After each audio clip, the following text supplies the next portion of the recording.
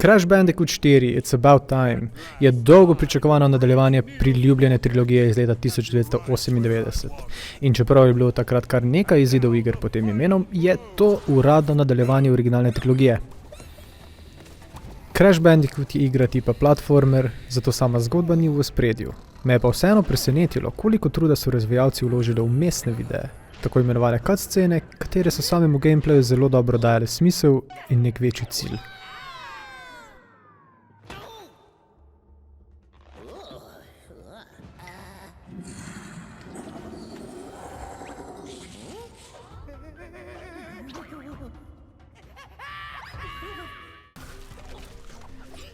Po 22 letih je Crash ponovno vpoklican v boj proti zlikovcem.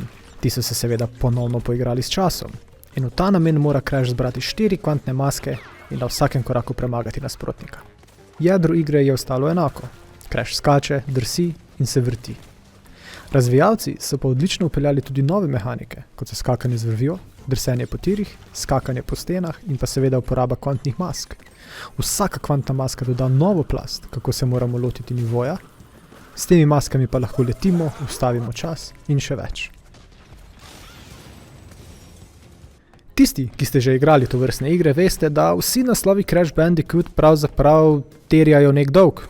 So zelo zahtevni. In tukaj ni nič drugače. Najbolje je, da se pripravite na neuspeh, kajti naj vam povem, da se boste srečali z njim. Velikokrat. Na vsakem koraku nas čakajo morski psi, pirati, dinozauri. Noben od njih ni prav nič vesel, da smo stopili v njihovo obdobje. Novosti, ki so jih pa vpeljali razvijalci, so drzne, a po mojem mnenju izboljšajo celotno izkušnjo. Takoj pri začetku imamo možnost izbire modernega načina. Ta način igralcu dovoli, da ima na nivojih tako imenovane checkpointe, kjer v primeru, da umre, začne z določene točke. Če izberemo retro način, boste pa veterani seveda že vedeli, da imamo na voljo določeno število življenj. In če porabimo vsa, moramo nazaj na začetek nivoja. Druga zelo dobrodošla sprememba je pa senca. Ta senca nam kaže, kje bo Crash pristal, ko je v zraku. To je v 3D platformerjih izjemen dodatek, ki mi je prikrajšal veliko muk in živcev. Razvijalci so v igro vnesli tudi nivoje, kjer igramo kot drugi že dobro znani liki. Tona, ki ima grappling hook, s katerim lahko uničuje škatle, se bori proti nasprotnikom in skače z enega mesta na drugo. Dingodile ima posebej narejen sesalec, s katerim lahko škatle dobesedno posesa. Lahko pa tudi uporabi sesalec kot pištolo, s katero TNT zaboje meče v ovire ali nasprotnike. Zadnji je Cortex, ki pa ima pištolo, ki nasprotnike spreminja v platforme, od katerih lahko potem skače. S tem so razvijalci želeli dodati svežino, kadar igranje istega lika postane monotono. Priznati je treba, da jim je v veliki meri uspelo, ampak s tem so tudi težave. Jasno je, da so liki bili narejeni samo kot neka dodatna razvedritev, ne kot glavni fokus igre. Na težavo sem naletel precej pri ciljanju, kajti ni označeno, kam točno bo lik ustrelil. Ampak ne glede na to, vsak od teh likov ima nekaj, kar jih naredi posebne in z veseljem bi igral igre posvečene zgolj njim. Le malce bi bilo treba spolirati določene mehanike. Pri dizajnu samih nivojev si razvijalci definitivno zaslužijo posebno priznanje. Vsak nivo je drugačen od prejšnjega, a se vseeno odlično povezuje. Vsakič, ko grem ponovno igrati kakšen nivo, opazim novo podrobnost v ozadju, ki je prejšnjič nisem. Vsak nivo skrbno vpeljuje svoje načine, kako ga premagati in tako imaš občutek, da nikoli ne igraš iste zadeve dvakrat. V mojih prvih 6 urah igranja nisem niti enkrat pomislil, da je igra dolgočasna. Tudi ko sem se na kakšni oviri spotaknil, nikoli nisem imel občutka, da je to zaradi slabega dizajna, ampak sem se vedno zavedal svojih napak in enostavno moral se izboljšati. Igra je zelo zahtevna, ampak poštena do igralca. Razvijalci so dodali še 2 dodatna načina igranja. In to so flashback nivoji, kjer igramo nivoje iz leta 1998, in pa invertirani nivoji, kjer pa igramo to, kar smo že preigrali, ampak v posebni preobleki.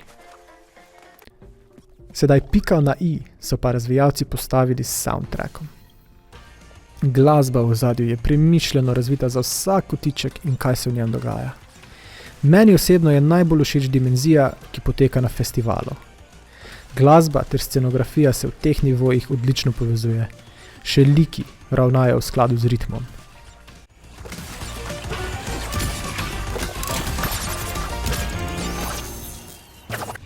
Če želimo, da igra uspe, mora biti zadoščena tudi mera adrenalina. In tega ne primanjkuje. Imamo nivoje, kjer naslovi Tiranozaver, naslovi Fantom in še mnogo drugih. Ter nivoje, kjer se borimo proti glavnim izlikovci, tako imenovanimi boss battli.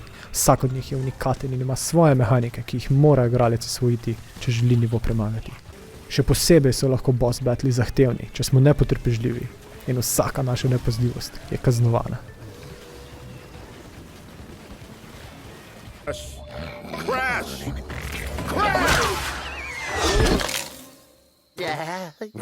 Remakei, remasteri in nadaljevanje iger izpred 20 let so danes postali vsakdanji gaming industrije. Jaz redko posežem po katerim izmed njih, kajti sem že pri prvih opazil, da ne glede na to, kako se developerji trudijo, nikoli ne bodo v meni vzbudili istega občutka, kot sem ga imel, ko sem igral igro prvič 10, 15 ali 20 let nazaj.